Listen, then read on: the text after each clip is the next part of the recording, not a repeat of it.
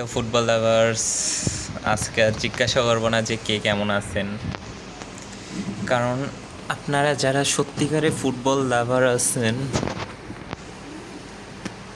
তারা ভালো নাই। যদিও বাংলাদেশে আর্জেন্টিনার সমর্থক বেশি, আজকে ব্রাজিল বিদায় নেওয়াতে আর্জেন্টিনার খুশি হওয়ার কথা, সেই জায়গাতে আর্জেন্টিনা খুব একটা খুশি হতে পারতেছে না। তার কারণ এইটা নয় যে ব্রাজিল বিদায় নিয়েছে, শুধু যে আজকে ব্রাজিল বিদায় নিছে এমনটা নয়। আজকে বিদায় নিছে ব্রাজিলের এক নক্ষত্র, বলা যায় ব্রাজিলের সর্বশেষ একটা লিজেন্ড তারকা, এই নেইমার বিদায় নিচ্ছে। শুধু ব্রাজিল বিদায় নেয় নাই, এই বিশ্বকাপ থেকে নেইমারও জাতীয় দল থেকে বিদায় নিয়েছে ইন্টারন্যাশনাল। এই জিনিসটা সবাইকে কাঁদাচ্ছে, আর নেইমারের চোখের পানি, তার কান্না ভেঙে পড়ে। এই জিনিসটা দেখে কোনো ফুটবল ফ্যান চোখের পানি বের না করে থাকতে পারবে না। নেইমার 2022 সালেও কাঁদাইছে পুরো বিশ্বকে, 26 সালেও একইভাবে কাঁদিয়ে বিদায় নিল। পুরো ফুটবল, ইন্টারন্যাশনাল ফুটবল থেকে বিদায় নিয়ে নিল একবারে। হয়তো তাকে আর ব্রাজিলের হলুদ জার্সিতে দেখা যাবে না, রিটায়ারমেন্টের ঘোষণা দিয়ে দিয়েছে। সো এই জিনিসটা আমি মনে করি শুধু ব্রাজিলকে কাঁদাইছে এমন না, পুরো ফুটবল বিশ্বকে কাঁদাইছে। আর্জেন্টিনা ফ্যানেরাও আজকে অনেকেই নীরবে চোখের পানি ফেলছে। সত্যি বলতে আমি 2022 সালে ব্রাজিলকে, তো যে কথায় ছিলাম, এই বিশ্বকাপে আমি ব্রাজিলকে নিয়ে সেইভাবে আশা দেখি নাই। যেটুকু চাইছি শুধু নেইমারের জন্য চাইছি, যে নেইমার ভাই, যারা রেগুলার ফুটবল খেলা দেখেন তারা জানেন নেইমার কতটা স্ট্রাগল করছে এই বিশ্বকাপ জেতার জন্য, এই বিশ্বকাপ খেলার জন্য। আর অ্যানচেলত্তি কোন কী ট্যাকটিক্স খেলছে, তাকে নিয়ে কীভাবে ব্যবহার করতে চাইছে, মানে আমার মাথায় এই জিনিসটা ঢুকতেছে না। নেইমারের মতো একজন সুপারস্টার, কী বলবো ভাই, তাকে নিয়ে কী বলবো, এইরকম একটা প্লেয়ারকে কীভাবে বেঞ্চে বসাই রেখে, মানে তার থেকেও কি বেটার অপশন আছে যেটা দিয়ে মাঠে খেলাবে? আমার কথা ছিল এইটা, যে তোমরা এক্সট্রা টাইমের জন্য নেইমারকে রাখতেছো, এক্সট্রা টাইমের জন্য যদি রাখো, এক্সট্রা টাইমে যাইতে হইলে ম্যাচটা সমতাই রাখতে হবে ভাই। তোমাদের কাছে বল নাই, তোমাদের কাছে মানে ভালো মানের কোনো, তোমরা যখন ইউরোপিয়ান কোনো টিমের কাছে খেলতে গেলা, তোমাদের পাস এলোমেলো হয়ে যায়, তোমাদের শট দেখা যায় অন টার্গেটে থাকে না, মানে ভাগ্য থেকে শুরু করে পারফরমেন্স সব কিছু ভাই ব্রাজিলের এগেনস্টে থাকে। তো যেটা 2022 সালে আমি সাপোর্ট করছিলাম ব্রাজিলকে, যে ওই ওই স্কোয়াডটা কিন্তু আমার কাছে কঠিন লাগছিল। আপনারাও মানতে ব্যর্থ যে ব্রাজিলের তখনকার সেই স্কোয়াডটা বিশ্বকাপ জেতার মতো এবিলিটি রাখে। বাট এখনকার যে স্কোয়াড আমি দেখতেছি না ভাই কোনোভাবেই। আজকে আপনার ট্যাকটিক্স হয়তো ছিল যে ওদের পায়ে বল দিয়ে খেলানো, আমরা কাউন্টার অ্যাটাকে যাব, বাট সেটার জন্য পায়ে বল কন্ট্রোল রাখতে হয়, কিছুটা হইলেও রাখতে হয়। পুরো ম্যাচ যদি ওদের পায়ে দিয়ে রাখেন আপনি, তারা বল ঠোকাইতে ঠোকাইতে গোল দিবে, এটাই স্বাভাবিক।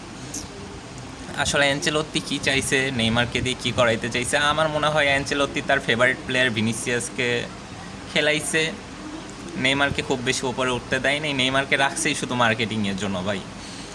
আর 2022 সালের টিমটা নিয়ে আমি যেটা আশা করছিলাম, হ্যাঁ ভাই, তখন আমি ব্রাজিলকে ভালোভাবে সাপোর্ট করছি, ব্রাজিল নিয়ে আশা দেখছি, বাট সেই আশাটা আমি মানে এই বিশ্বকাপে 26 ওয়ার্ল্ড কাপে দেখতে পারি নাই। এই স্কোয়াড আমার মন মতো হয় নাই, যদিও মাঝখানে পারফরমেন্স পরে ভালোই খেলছে, তবুও আমি আশা দেখতে পারিনি। 2022 সালে আমি ভালোভাবে ব্রাজিলের সমর্থক ছিলাম একটা, কিন্তু হতাশাজনক একটা হার। সেই হার থেকেই ক্রোয়েশিয়ার সাথে 1-1 ড্র, তারপর পেনাল্টি শুট আউটে যায় হার, সেই পেনাল্টি, তারপর বিশ্বকাপ শেষ। তারপরে খেলতে খেলতে হঠাৎ করে নেইমারও ছিটকে গেল, তো গেল, তাকে আর ব্রাজিলের হলুদ জার্সিতে দেখা গেল না। সেই কিছুদিন আগে স্কটল্যান্ডের ম্যাচে আমরা দেখছিলাম, মাঝখানে জাপানের ম্যাচ হয়েছিল, সেখানেও দেখি নাই। সে ফিট, 100% ফিট, 90 মিনিট খেলার জন্য ফিট আছে, বাট তাকে খেলানো হলো না। হইল কখন? 65 মিনিট কি 70 মিনিটে যেয়ে নামানো হয়েছে, 65-70-এর মাঝামাঝি সময়ে মেবি। অ্যাঞ্চেলত্তির এইটাই হয়তো মাস্টার মাইন্ড গেম। সত্যি কথা বলতে আমি 2 বছর ধরে ব্রাজিল সমর্থন করা বাদই দিয়ে দিয়েছি। মানে আমি একটু ইউরোপিয়ান কান্ট্রিগুলোতে গেলাম, দেখলাম আমার কাছে ফ্রান্সের খেলাটা ভালো লাগছে। আসলে আমি ফুটবল ফ্যান, এর মানে এ নয় যে আমাকে একটা টিম নিয়েই একটা টিমকেই সাপোর্ট করে যেতে হবে। আমি এই টিমে হারতে দেখে অন্য টিমে গেলাম, ভাই এমন কিছু না। এখন ব্রাজিলের টিম যেটা, সত্যি বলতে এই টিমে সাপোর্ট করার মতো কিচ্ছু নাই আমার যেটা জানা মতে, সাপোর্ট করার মতো কিচ্ছু নাই। এই জন্য আমার ইউরোপিয়ান কান্ট্রিগুলোর ভিতরে ফ্রান্স, স্পেন এইগুলো ভালো লাগতেছে।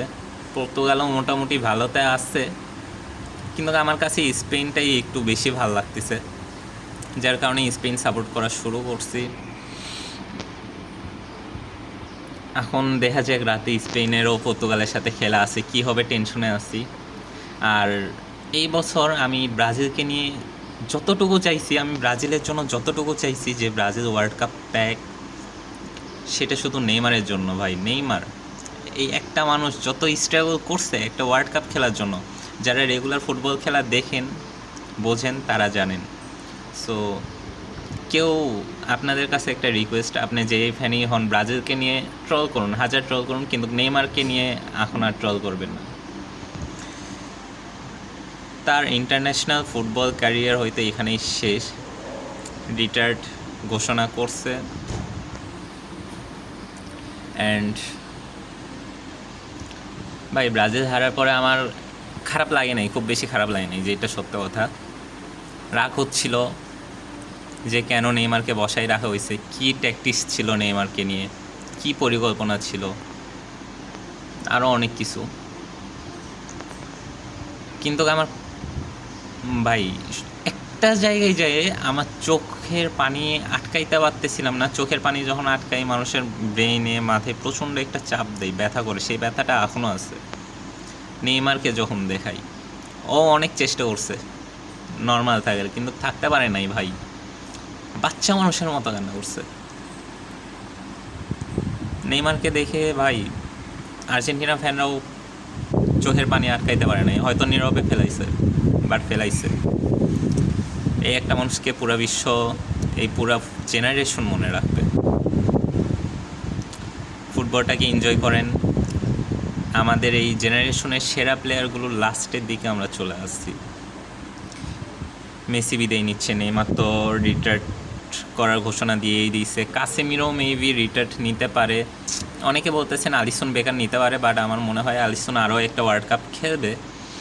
ওই দিক থেকে মনে করেন লুকা মদ্রিচের বিদায় হয়ে গেছে, ভ্যান ডাইকের বিদায় হয়ে গেছে, ইকুয়েডরের একটা প্লেয়ার তারও বিদায় হয়েছে, আরও অনেক প্লেয়ার যাদেরকে আমরা ঠিকমতো চিনিও না।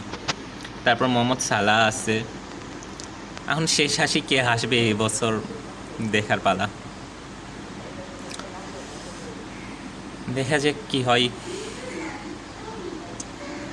বাট নেইমারের জন্য যে খারাপ লাগাটা কাজ করছে বলে বোঝানোর মতো না। এখন আপনাদেরকে সাজেস্ট করব মেসি নাই, নেইমার নাই। আমার মনে হয় না যে আর্জেন্টিনা ব্রাজিল আর খুব বেশি ভালো করবে, কারণ তাদের ফিউচারে এরকম ইয়ঙ্গার ফুটবলার্স খুব কম দেখতেছি।